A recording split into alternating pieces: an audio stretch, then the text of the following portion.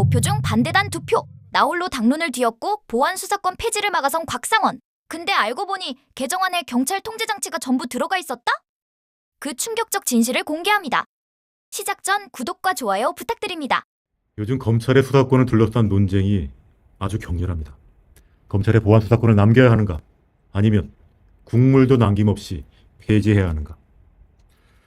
우리 더불어민주당의 당대표 후보로 출마하신 정청래 후보는 최근 이렇게 공언하셨습니다. 국물도 남김없이 보안 수사권을 폐지하겠다. 매우 선명한 말씀입니다. 검찰이 수사권을 남용해왔으니 수사권으로 보이는 모든 것은 무엇이든 남김없이 없애겠다. 그런 뜻일 겁니다. 그 심정 저 이해합니다.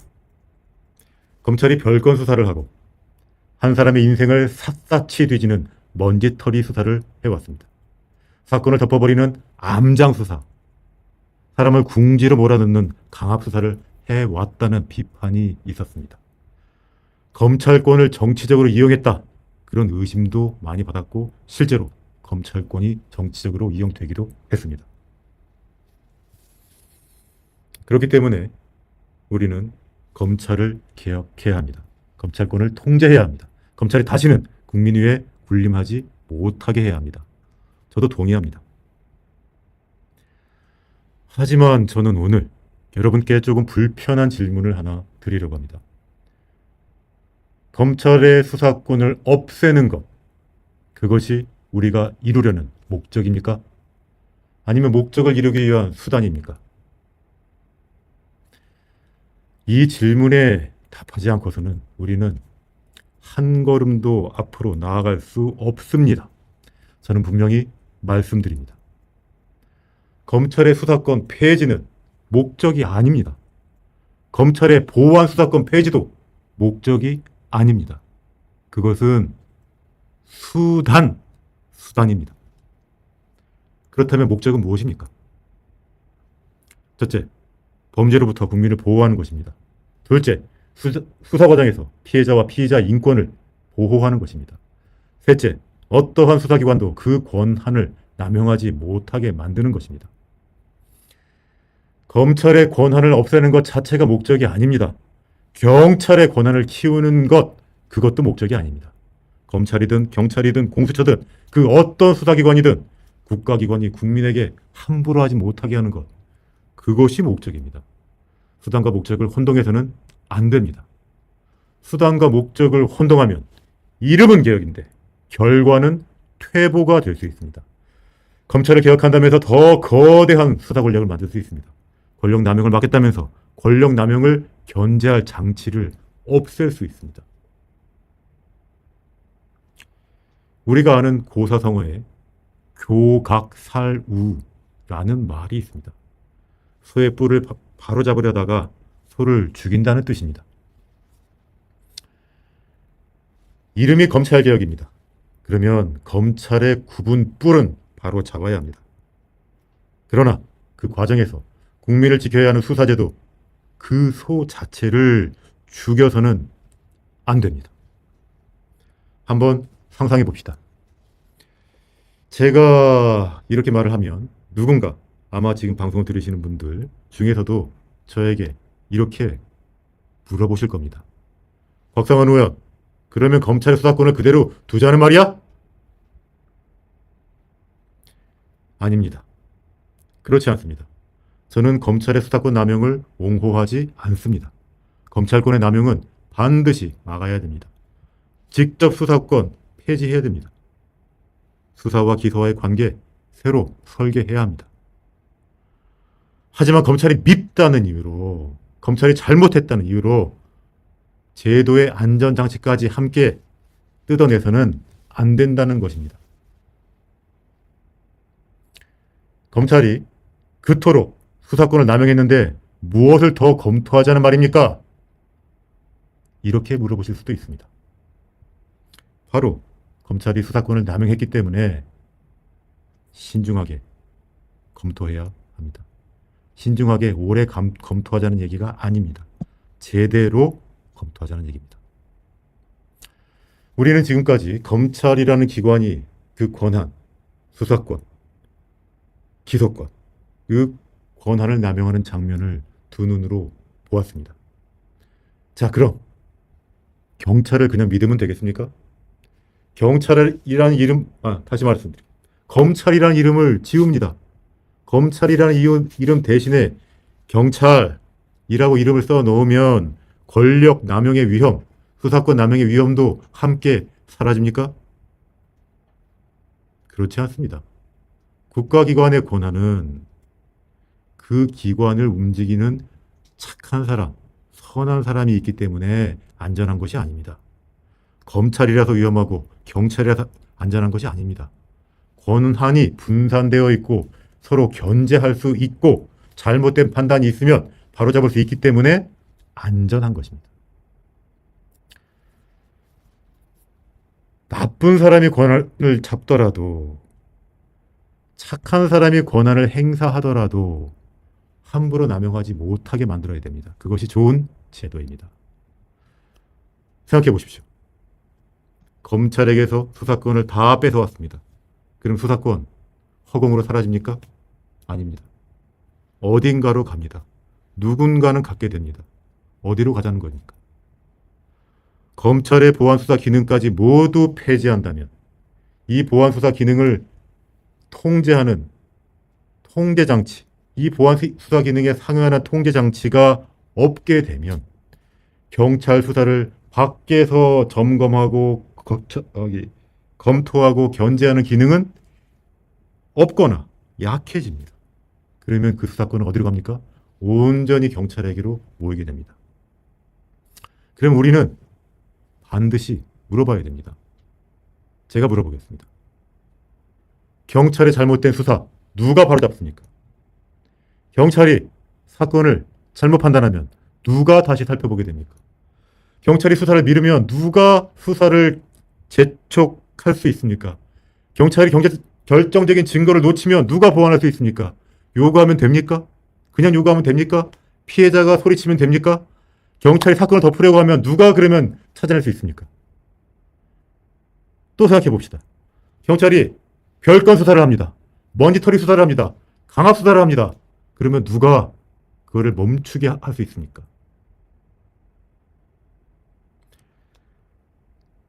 새로운 제도에 따라 경찰을 믿으면 된다. 그것은 답이 아닙니다. 저는 검찰을 믿지 않습니다. 그렇다고 경찰을 무조건 믿지도 않습니다. 국가 권력은 믿음의 대상이 아닙니다. 통제의 대상입니다.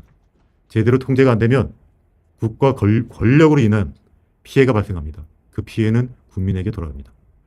정치는 사람의 선의를 믿으라고 요구하는 그런 작용이 아닙니다. 권력이 악용될 가능성을 미리 차단하고 국민이 피해를 입었을 때 그 피해를 바로 잡을 길을 미리 만들어 놓아야 합니다. 검찰이 나빴다. 그러니 경찰은 괜찮을 거다라는 판단. 검찰이 권력을 남용했으니, 검찰이 수사권을 남용했으니 경찰에게 더 많은 권한을 몰아줘도 된다. 이렇게 하는 생각들이 있습니다. 저는 그 논리 받아들일 수 없습니다. 권력은 지금 이름만 바꿨을 뿐이고 권력의 본질은 바뀌지 않았기 때문입니다. 지금 한 명의 국민이 있다고 생각해 봅시다. 그 사람이 범죄 피해자입니다. 어떤 범죄 피해자가 경찰에 신고했습니다. 수사가 충분히 이루어지지 않았습니다.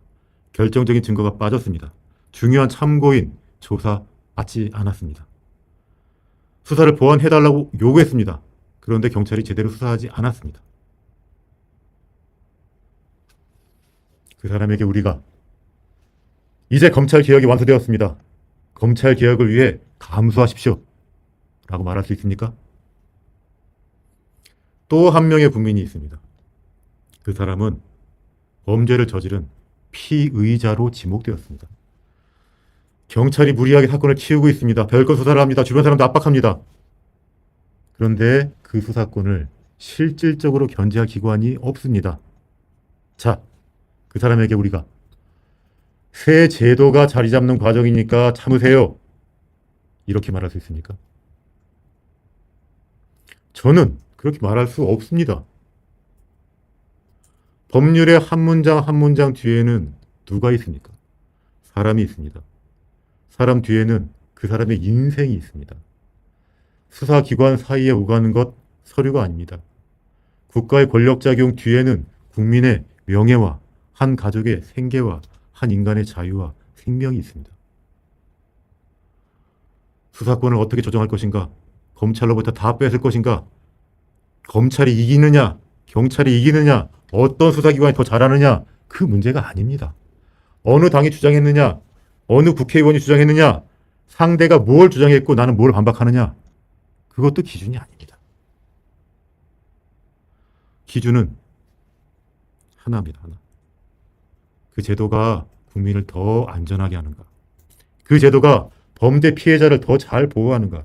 그 제도가 피해자 그리고 피의자 인권을 수사 과정에서 더 두텁게 지키는가? 그리고 그 제도 안에서 국가 권력의 남용을 실질적으로 막을 수 있는가? 이것이 기준입니다. 저희 민주당의 여러 의원들께서 이른바 검수완박 주장에 오랫동안 동참해 오셨습니다. 그러자 최근 보궐선거로 당선된 무소속 한동훈 의원이 이렇게 말합니다. 공개 토론하자. 자신감을 보이고 있죠. 참 어이없는 일입니다. 이 문제를 누가 더 센 말을 하는지 결론은 정치적 결투로 해결하자는 것이죠. 그래서는 안 됩니다. 한쪽에서는 국물도 남김없이 모두 빼앗자라고 외치고 다른 한쪽에서는 공개 토론을 외치고 있습니다. 이렇게 한다고 좋은 수사 제도가 저절로 만들어집니까? 구호가 선명할수록 어떤 결과를 낳을 것인지 더 엄격하게 따져야 됩니다. 저는 말씀드립니다. 견제 기능도 없이 충분한 보안 장치도 없이 검찰의 보안 수사 기능을 폐지한다면 그 구조적 흠결로 인해 피해를 입는 국민이 반드시 생깁니다.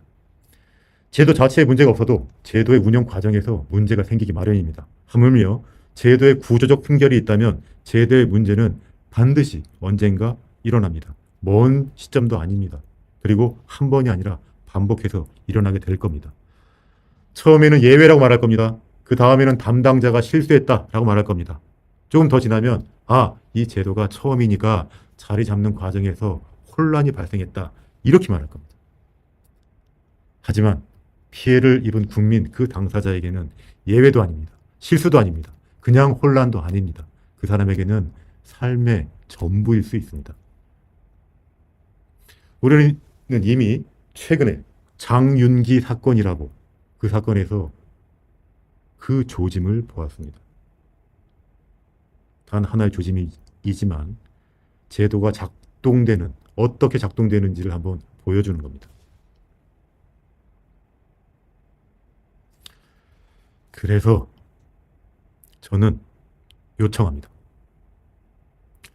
이 법률의 통과, 이 형사소송법 개정의 통과, 검수완박을 외치면서 보안수사권을 단 한 톨도 남기지 않고 국물도 남기지 않고 통과해야 한다. 이렇게 주장하고 계신 정치인들, 그리고 그 정치인들 뒤에서 지금 현재에도 정당 정치에 막강한 영향력을 행사하는 유튜브 정치 권력자들, 그분들은 국민들에게 공개적으로 먼저 대답하셔야 됩니다. 보안수사 기능이 사라진 뒤 수사에 공백이 생기면 누가 책임지실 겁니까? 만일 경찰이 수사권 남용하면 누가 맡겠습니까? 범죄 피해자가 충분한 수사를 통해 보호받지 못하면 어디에 호소해야 됩니까? 잘못된 수사로 무고한 사람이 피해를 입으면 누가 그 인생 되돌려 놓겠습니까? 이 질문에 답해 주시기 바랍니다. 그리고 저는 진심으로 한 가지 더 청합니다. 만약에 검찰의 보안수사권이 박탈되었고 박탈된 이후에 정말 만약에 통제받지 않는 수사권 남용 사건이 기어이 터지는 그날이 왔습니다. 그날이 오면 지금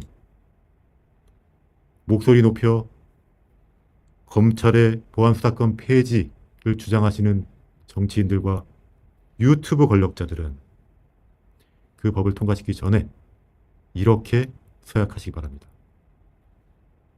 장차 경찰의 수사권 남용으로 어느 한 분의 국민이 겪게 될 그 피해를 내가 똑같이 내 몸으로 받겠다. 그렇게 서약하시고 그 다음 이 법을 통과시키면 좋겠습니다. 법은 국회의원이 만드는데 그 피해는 국회의원이 아니라 국민이 받는다. 그것은 안 됩니다. 결코 안 됩니다. 제가 가지고 있는 우려는 여기서 끝나는 것이 아닙니다. 경찰은 이미 정보 수집 기능과 치안 유지 기능을 가진 거대한 국가기관입니다. 그런데 앞으로 독점적 수사권까지 갖게 되었습니다. 그리고 얼마 전 통과된 그리고 시행된 법 왜곡죄까지 수사하는 권한까지 갖게 되었습니다. 앞으로 어떤 일이 벌어지겠습니까? 수사기관의 모든 처분을 다시 수사할 수 있습니다. 검사의 기소도 수사할 수 있습니다. 법관의 판결도 수사할 수 있습니다. 형사사건을 판단하는 헌법재판소까지 수사할 수 있습니다.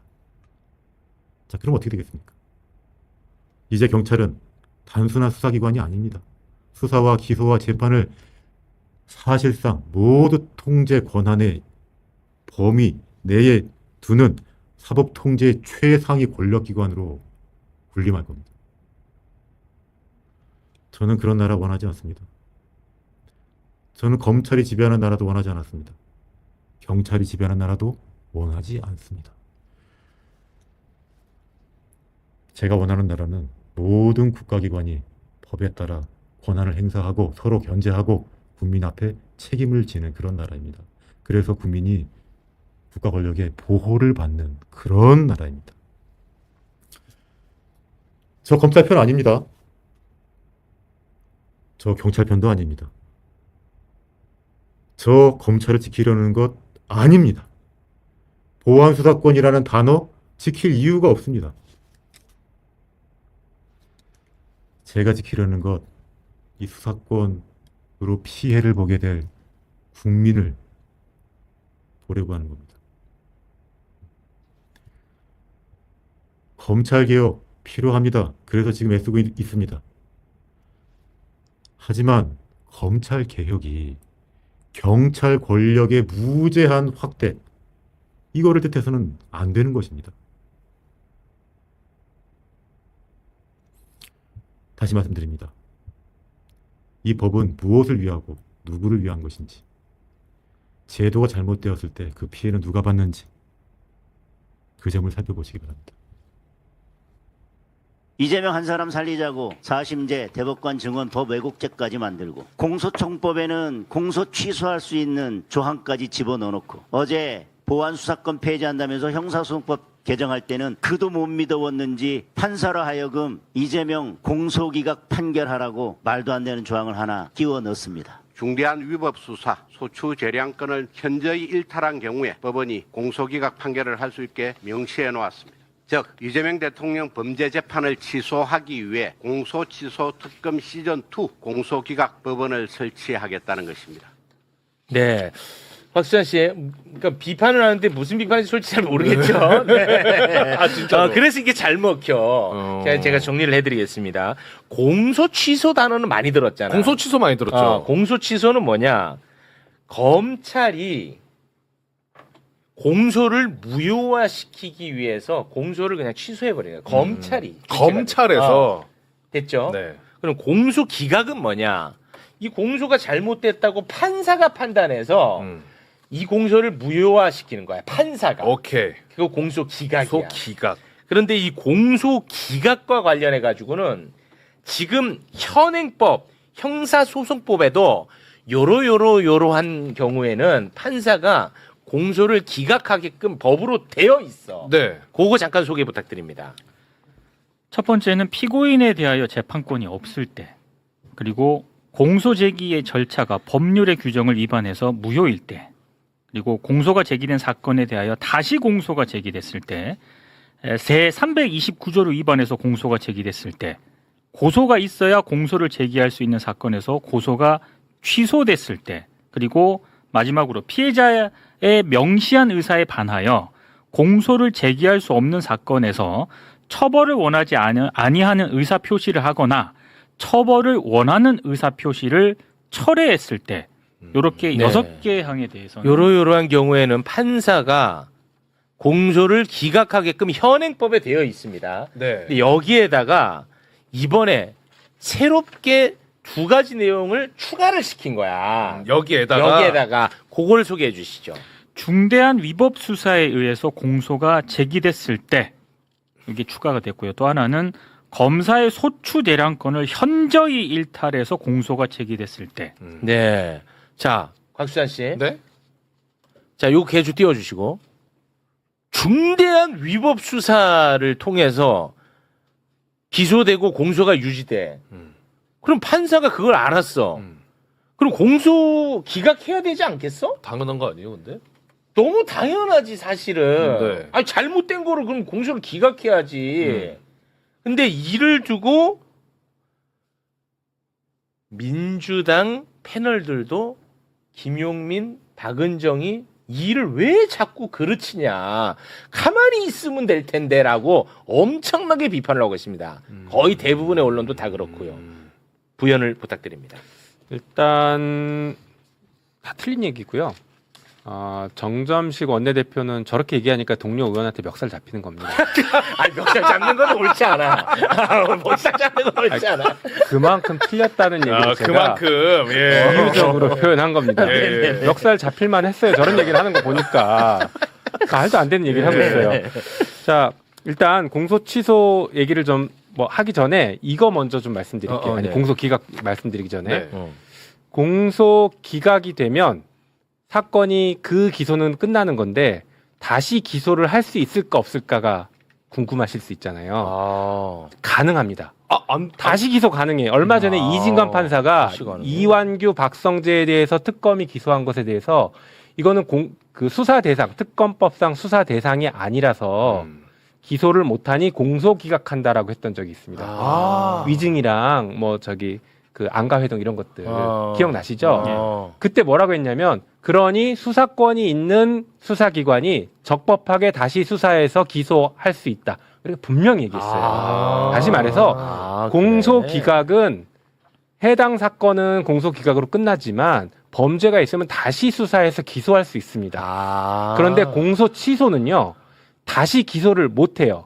아까 읽어주신 것 중에 329조를 위반해서 기소했을 때 공소 기각한다고 했지 않습니까? 네. 그 329조가 공소 취소예요. 그래서 실제로 우리 민주당 의원이시긴 한데 얼마 전에 공소 기각 판결을 받은 분이 있는데 다시 기소해서 지금 현재 다시 재판을 받고 있는 사건이 있습니다. 그래서 그 가능합니다. 법적으로 가능해요. 그러니까 완전히 다른 엉뚱한 얘기를 하고 있는 것이고 또 한편으로는 법원이 하는 것인데 뭐 우리 민주당이 아무리 입법한다고 해서 법원이 마음대로 합니까 지금? 이거 사법부의 영역이거든. 예. 그래서 그리고 이재명 대통령이 뭐 재판 지우기법 이런 건 타당하지가 않아. 전혀 상관없죠. 심지어 법원이 저 공소기각 사유 2가지 추가하는 것에 적극 찬성했습니다. 우리 소위에서. 법원에서도 법원은 저거는 그동안 판례가 쌓아왔던 것들을 구체화하는 것이니 찬성합니다. 적극 찬성합니다. 이렇게 입장을 밝혔어요. 법원의 판례에서 네. 이미 공소 기각을 했던 그 사례들을 이렇게 조문으로 적어 놓은 거예요, 이번에. 맞습니다. 아까 그거 다시 한번 보여주시면 두 가지. 네. 그래. 저 중대한 위법 수사에서 공소가 제기됐을 때 저렇게 대표적인 게 함정 수사했을 때 중대한 위법 수사라고 해서 공소 기각을 한 판례가 쌓여 있습니다. 네. 그리고 조금 전에 말씀드린 수사권이 없는데 수사해서 기소하면 또 저렇게 하고 그 밑에가 이제 공소권 남용인데요. 저게 유우성 사건에서 그렇지. 보복 기소한 것을 법원이 공소 기각했을 때 저 표현을 씁니다. 현저하게 소추 재량을 일탈했을 때 그때는 공소권 남용이니 공소 기각한다 이렇게 했어요. 그렇습니다. 그게 원래 사건 좀 헷갈리죠? 헷갈려요. 그 선량한 공무원을 조작을 해가지고 간첩으로 처벌을 하려고 했던 거야. 그래서 유우성 간첩 조작 사건이 있었어. 근데 그 조작한 게 들켜버린 거야. 중국 공문서를 위조한 게 들켰죠. 들켜버렸어. 그래가지고 그게 무산됐어, 검찰에서. 네. 그러니까 검찰이 열받아가지고 보복으로 이 사람에게 외국한 거래법 다른 걸로 또 기소를 해버린 거야. 어떻게든 넣겠다. 이거요. 어떻게든 넣으려고. 근데 대법에서 야 이거 보복 기소네 이 새끼들. 너네 너무 나쁜 놈이네. 해서 대법에서 공소기각을 한 첫 번째 사례야. 아 그게. 그래서 이거 그 누구야? 이시원. 아니 네. 임동환이? 안동환. 안동환이. 네. 안동환이를 그래가지고 탄핵하려고 했던 거야 이 건으로. 근데 헌재에서 탄핵 기각시켰어. 기억해도. 네. 그때 변호사가 김용민. 제가 맞습니다. 네. 그 변호사가 저였고. 저분이야. 아 그래요. 제가 그래서 12년 전부터 검찰 개혁을 변호사 때부터 시작한 게 네. 윤성 사건을 계기로 시작을 했고 그래서 국회에 들어와서 이 일까지 하게 된 겁니다. 근데 공소권 남용이 최초로 인정된 사례의 명확한 표현을 구체적으로 법에 집어넣은 겁니다. 이건 저희가 뭐 한 것도 있지만 시민사회 쪽에서 그리고 형사소송법 교수들, 헌법 교수들이 오랫동안 연구하면서 이 정도는 추가로 집어넣어야 된다. 특히 기소권 통제를 위해서 사법 통제를 위해서는 이 정도는 집어넣어야 된다라고 해서 추가한 조항들입니다. 그렇죠. 이게 갑자기 뭐 집어넣은 것처럼 얘기하고 있거든. 근데 이거 이미 6월에 시민단체 안에 이게 있었어. 이게 저희가 김용민 의원님하고 저하고 둘이서 그 외에 다른 의원님들하고 같이 시민주도 형사법 모임에 이 형사소송법에 대한 연구 용역을 드렸고 3월에 이 법이 나왔어요. 이게 똑같이 들어 있습니다. 이 공소기각 사유가 그때 3월에 나왔던 것을 정리를 해가지고 6월에 김용민 의원님 저 대표 발의로 간 거예요. 그래가지고 법안심사 소위에서 9차례나 심사를 한 겁니다. 그런데 국민의힘은 들어오지도 않았어요. 소위에 들어오지도 않았는데 최근에 이제 조선일보 등 보수 언론을 비롯해서 이 법안을 심사도 하지 않은 막판에 기습적으로 갑자기 이것이 추가됐다 이렇게 처음에 막 언론에 나오기 시작해서 이재명 대통령을 위해서. 네, 맞습니다. 그 민주당이 넣은 거다 이렇게 네. 그 언론에서 기사화했고 그 국민의힘하고 지금 다 따라서 하고 있는데 그게 아니고 이미 3월에 저희가 용역을 해가지고 나온 법이고 수차례 법안 심사 소위에서 심사를 했고 최종적으로 들어간 아니고 김용민 의원님 말씀하셨다시피 대법원 판례로 이미 다 이것이 인정된 부분을 조문화시킨 것에 불과해요. 그게 너무 당연한 게 들어가 있는 거죠. 했어야 하는 걸 한 거야. 그래서 법원 행정처장님도 이것에 대해서 적극적으로 동감하는 의사표시를 했어요. 그 법안 소위에 와가지고. 네. 그러니까 아무 문제가 없었던 건데 아마 제가 보기에는 이번 새로운 형사소송법에 꼬투리 잡을 게 없는 거예요. 아무리 봐도. 그러니까 이거 하나 가지고 지금 연결시켜가지고 계속해서 지금 문제를 삼고 있는데 그것이 아니다. 네. 아니 근데 국민의힘 무슨 언론이 중요한 게 아니고 김용민 의원님 민주당 의원님이잖아요. 네. 민주당 패널들이 다 이거 두 분 씹고 있어 이걸로. 그러니까 내용에 대해서 공부도 안 해. 그러니까 이제 이런 거죠. 국힘이 문제 제기하고 정치 쟁점화되니 그것을 처음에 얘기하는 사람들이 괜히 미운 거일 거예요. 그분들은. 근데 그렇게 하시면 안 되고 필요하면 저희한테 그 내용을 좀 확인하시고 이게 어떤 의미였는지 좀 점검하시고 나서 좀 방송에 나가서 얘기해 주시면 좋지 않을까. 네. 아쉬움은 있습니다. 그러니까 처음에는 민주당에서 이 법에 넣었다 공소기각 사유를 갑자기 기습적으로 넣었다 막 이러다가 찾아보니까 박은정도 있네. 맞아요. 그럼 다른 당 조국혁신당 박은정도 발의했는데 그럼 민주당하고 이게 민주당이 기습적으로 넣은 게 아니잖아요. 그렇게 하니까 이게 지금 또 말이 안 되는 꼬이는 거예요 지금 이 법안에 안 대해서. 꼬여요. 지금 이제 김용민 박은정 지금 역적돼 있어요. 한번 아니, 더 제가- 썸네일 한번 봐. 궁금한데요? 다 김용민 박은정으로 다 지금 새로운 형사소송법이 마음에 들지 않는 겁니다. 근데 그분들은. 지금 방금 말씀하신 것처럼 국민의힘 그리고 보수 언론 일부 우리 당 패널도 그렇게 하고 있다고는 하지만 그 흐름을 보면 이게 기득권 카르텔이 그만큼 공고한 겁니다. 사실 이 맞습니다. 검찰개혁법은 단순히 권력기관 하나에 대한 개혁법이 아니라 이 오랫동안 이어졌던 기득권 카르텔 해체 신호탄이거든요. 이제 검찰개혁해서 해체 신호탄 쏘고 그 다음에 다른 기득권들도 다 개혁할 겁니다.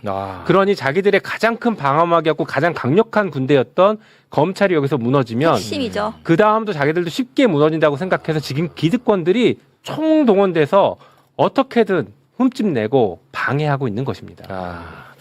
이제 정말 목전에 와 있습니다. 오늘 그 형사소송법 개정한 거 관련해 가지고 혹시 뭐 짚어주실 부분이 있으면 네. 예, 짚어주시면 그래서 제가 좋겠습니다. 좀 국민들께 좀 설명하는 네네네. 자료를 가져왔는데 1번 좀 올려주시면 네. 이제는 검사는 수사하지 않는다. 경찰에 대한 수사가 완결성 있고 신속하게 이루어질 것이다. 그래서 이번에 공소청 검사는 경찰에 대해서 보완 수사 요구를 통해서 보완 수사를 합니다. 보완 수사는 필요하죠. 네. 왜냐하면 한 번에 경찰 수사를 끝낼 수가 없으니까 그렇죠. 필요한 경우에 보완 수사 요구를 하지만 1개월 이내에 반드시 하도록 그래서 짧게 신속하게 하도록 하고요.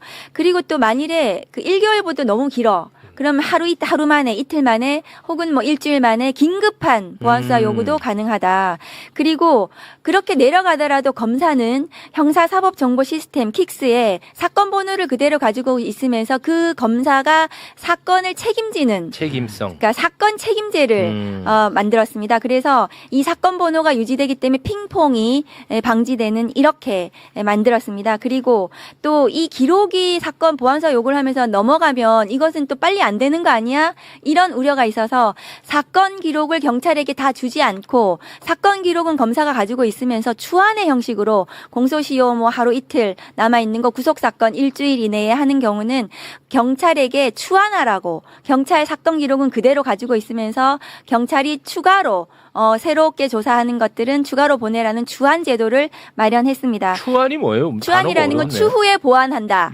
요것을 추후에 보완한다. 추한이라는 제도인데요. 단어가 어려운 게 아니라 말을 많이 줄였네. 저도 비냉 같은 거야. 비냉. 비냉냉이면. 물냉 비냉처럼. 맞습니다. 그래서 그 사건 기록이 넘어가고 하는 것에 대해서 이제 좀 너무 오래 걸리는 거 아니야 그런 우려를 하셔가지고 사건 기록을 안 보내고 검사가 사건 번호도 그대로 유지하고 자기 사건으로 유지하고 기록도 안 보내면서 경찰을 시켜서 더 수사하게 해서 빨리빨리 받아서 사건이 신속하게 진행이 된다. 그리고 그렇게 보완서 요구할 때는 구체적으로 문서로 보완서할 내용과 방법을 구체화해가지고 보낸다. 그래서 경찰이 뭘 보완서하라는 거야. 지금 좀 그런 게 좀 애매한 게 있었거든요.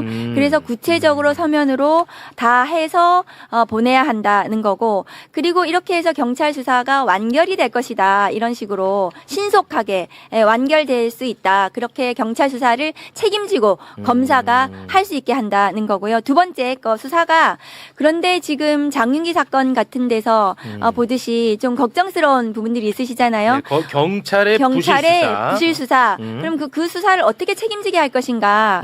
그 보완서 요구를 제대로 하지 않는 경찰에 대해서는 징계를 검사가 요구하게 하고 또 그 경찰이 보완 수사하는 것이 검사가 생각하기에 좀 우려스럽다. 그 경찰이 맞는 게 부실하게 하거나 사건을 제대로 하지 못할 우려가 있으면 직무 배제하고 상급 수사관서에 보내거나 아니면 다른 수사기관을 지정해서 그 사건을 수사하도록 예를 들어서 이렇게 다른 했습니다. 수사기관이라 하면 어떤 데를 다른 수사기관은 뭐 중수청이 될 수도 있겠고 어쨌든 다른 공수처가 될 수도 있겠고 어쨌든 다른 수사기관에 보낼 수도 있다는 것이고 그리고 이 모든 사건 기록은 이제는 암장이 안 된다. 원래도 이제 사건 기록을 킥스 형사사법 정보 시스템에 모두 다 입력하도록 되어 있는데 이번에는 완전히 법조문으로 명문화해가지고 사건 은폐는 없다. 모든 수사 기록은 형사사법 정보 시스템에 모두 입력하도록 법문에 빠짐없이 이런 표현은 잘 안 쓰는데 저희가 이번에 형사소송법에 빠짐없이 이 문구를 넣었습니다. 그래서 빠짐없이 모두를 전자기록화하도록 했습니다. 전자기록으로 하도록 했고 이번에 또 장윤기 사건에서 보듯이 검사가 사건을 이렇게 보다가 경찰이 뭔가 이렇게 이상한 경찰이 은폐나 유착 이런 게 발견이 되면 경찰에 대한 수사를 요구하도록 이 경찰 수사해야 돼. 이렇게 수사 요구를 할 수 있도록 그 법에 또 넣었습니다. 수사 요거는 요 PPT에는 안 넣었는데 수사 요청을 할 수 있도록 249조의 9에 넣었습니다. 그리고 경찰 내부적으로 국수본에 직속된 내부 수사 비리 수사대를 신설했고요. 내부 비리 수사대를 신설했습니다. 그래서 경찰 내부 수사 내부 비리에 대해서는 수사의 형식으로 경찰 비리 수사대에서 할 수 있도록 했고요. 잘하셨네. 그 다음에 중대범죄수사청이나 공수처에서는 이 경찰 사건, 경찰의 이 뭐 사건 은폐라든가 증거인멸이라든가 이런 범죄에 대해서는 당연히 수사할 수 있고요. 저희가 또 이번에 최근에 사법개혁의 하나로 법왜곡죄를 만들었잖아요. 그렇습니다. 이 법왜곡죄가 경찰이 수사를 왜곡하거나 은폐하거나 인멸하지 않도록 그렇게 하는 경우에 반드시 꼼꼼하네. 법왜곡으로 처벌할 수 있도록 수사의 책임성을 강화했습니다. 그 이번 자료는 다시 한번 좀 눈에 익혀 놓으면 좋을 것 같아요. 여기 보니까 꼼꼼해. 뭐 직무 배제도 시키고 징계 요구도 하고 상급 수사기관에서 다시 수사할 수 있게끔 해놓고 그다음에 전자기록으로 남기고 경찰 내부 비리 수사대 만들고 그다음에 중수청, 공수처에서 경찰 비리 수사하게 하고 꼼꼼하다. 그러니까 경찰 내부의 경찰 수사에 대한 걱정을 하고 계시기 때문에 경찰 수사를 이렇게 통제를 한다. 검사가 그 사건을 가지고 있으면서 그 사건이 끝날 때까지 검사가 책임지고 네. 제대로 하지 않으면 수사관도 교체하고 상급간서에 보내기도 하고 또 이런 범죄, 경찰 범죄 수사하라고 요청도 하고 경찰 내부적으로도 비리 수사대를 만들고 이렇게 해서 촘촘히 그러네.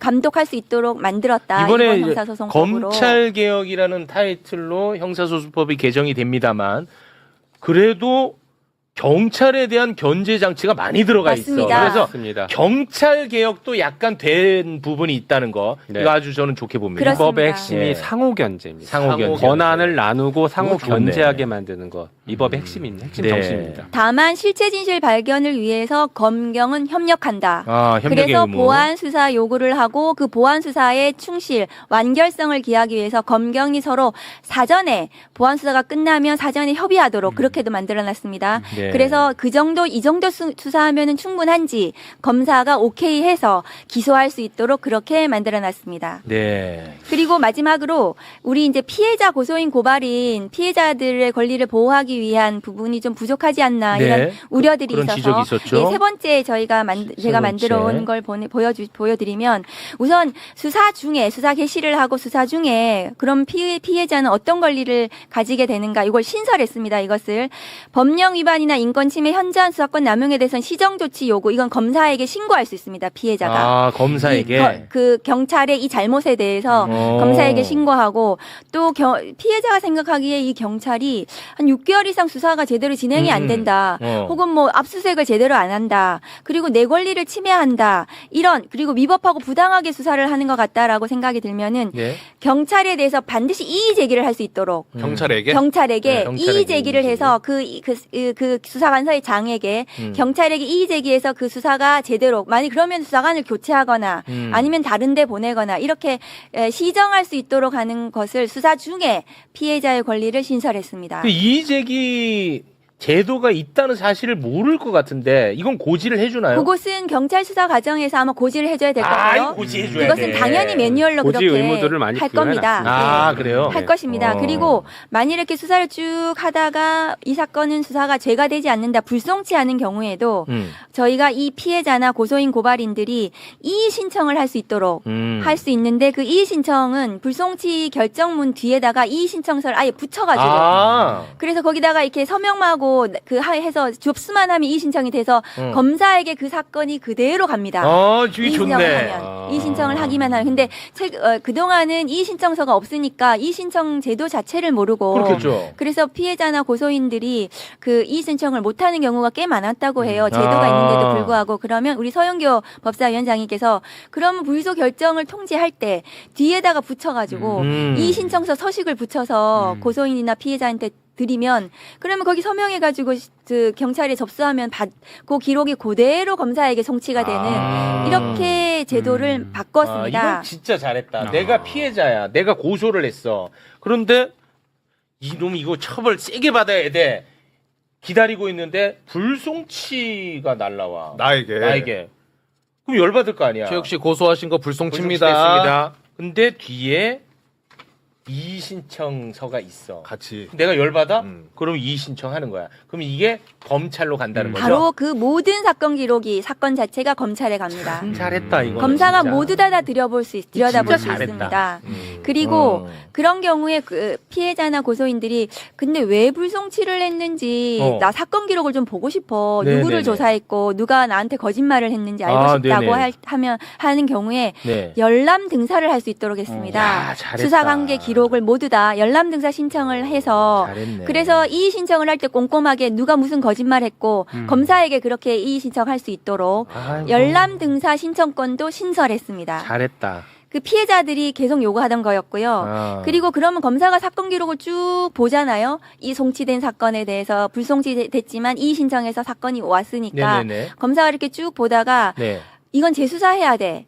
이거는 다시 조사해야 돼. 이렇게 해서 재수사 요구를 할 거 아니에요, 경찰에게. 네. 그러면 고소인에게 재수사했다는 것을 통지하도록. 아이고. 이렇게 재수사했습니다. 기다려보세요. 조금만 기다려보세요. 잘했다. 이렇게. 그렇게 재수사 사실을 통지할 수 있도록 그것도 넣었고요. 그런 경우에 피해자나 고소인 입장에서 그래도 경찰은 좀 말을 좀 못 알아듣는 것 같던데 검사를 좀 만나고 싶어 하면은 검사에게 면담 신청을 하고 검사는 피해자나 고소인 만나서 사실 확인을 할 수 있도록 또 넣었습니다. 오. 그래서 불송치 사건도 그렇게 피해자가 권리가 좀 충실하게 보장이 될 수 있도록 과정마다 저희들이 장치를 넣었습니다. 너무 잘했네. 그리고 기소하는 경우에 기소 의견으로 송치하는 경우에도 검사는 3개월 이내에 이 사건을 기소를 해야 되고요.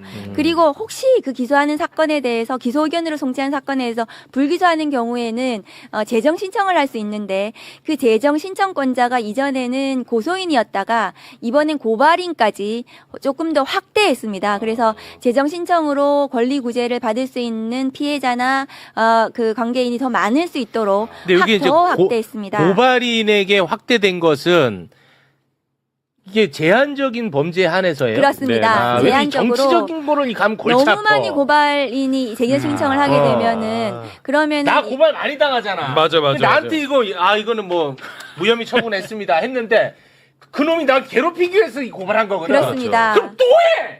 그게 이거 안 돼요. 그게 뭐 특정한 사건뿐만이 아니라 많은 국민들이 피의자로 오랫동안 수사기관이나 재판기관에서 피의자의 신분으로 가지고 있는 것은 굉장히 불이익하거든요. 그렇습니다. 그래서 그런 부분은 배제하고 다만 잘하셨다. 사회적 약자 대상 범죄, 그렇지. 그 피해자들이 자기 의견을 제대로 좀 이렇게 호소할 수 없는 이런 피해자들에 대해서 한해서 잘하셨다. 고발 제3자 고발이라 하더라도 재정 신청까지 확대해서 재정 신청이라 법원에서 볼 수 있도록 하면 했습니다. 법원에다가 법원에서 이 사건 다시 봐달라는 그렇습니다. 거죠? 네. 법원의 판사가 보는 거고요. 아까 말씀드린 불송치 사건의 이의 신청은 검사가 그렇지. 그 사건을 보는 것입니다. 그러니까 법률가인 검사와 판사가 피해자들을 더 볼 수 있도록 사건을 더 확대해서 볼 수 있도록 하는 장치를 촘촘히 넣었다는 말씀드리고 와. 이런 사건에 기소 의견으로 송치한 사건에 대해서도 경찰에서 증거 조사를 했지만 좀 더 그 검사에게 하고 싶은 말이 있을 거 아니에요. 네네. 피해자가 네. 재판이나 이런 것도 좀 이렇게 해줬으면 좋겠어요. 혹은 뭐 피의자가 이런 거짓말을 하는데 이런 나중에 재판할 때 이런 부분을 조금 더 신경 써주세요. 이렇게 하고 싶은 때는 검사에게 면담 신청을 해서 검사가 피해자를 직접 면담하고 사실관계를 또 확인할 수 있도록 아유, 하는 네. 그런 제도도 또 신설했습니다. 네. 그리고 이 모든 사건 수사와 재판 과정에 특정 강력범죄 피해자 그러니까 살인이라든가 성폭력이라든가 기타 아까 사회적 약자 대상 범죄 그 중에서 강력범죄 피해자들에 대해서는 국선 변호사를 모두 다 그 국가에서 지정해서 이 변호사들의 도움을 받을 수 있도록 아까 이의 신청이라든가 재정 신청이라든가 이 모든 과정에서 국선 변호사들이 모든 범죄는 아니고 그 강력 범죄 피해자들에 네네. 대해서는 국선 변호사가 국가가 잘하셨다. 피해자들을 도와줄 수 있도록 하는 요 제도는 잘했어. 서영교 법사위원장이 이전에 법을 만드셔서 이게 통과된 법입니다. 그런데 이걸 잘 모르고 계셔가지고 이 수사와 재판 과정에서 피해자들이 국가의 도움을 받을 수 있다는 아유. 것을 조금 알려드리려고 요거는 너무 준비해 오늘 왔습니다. 진짜 소중한 시간이다. 너무 촘촘하게 너무 잘하셨습니다. 그러니까 저희가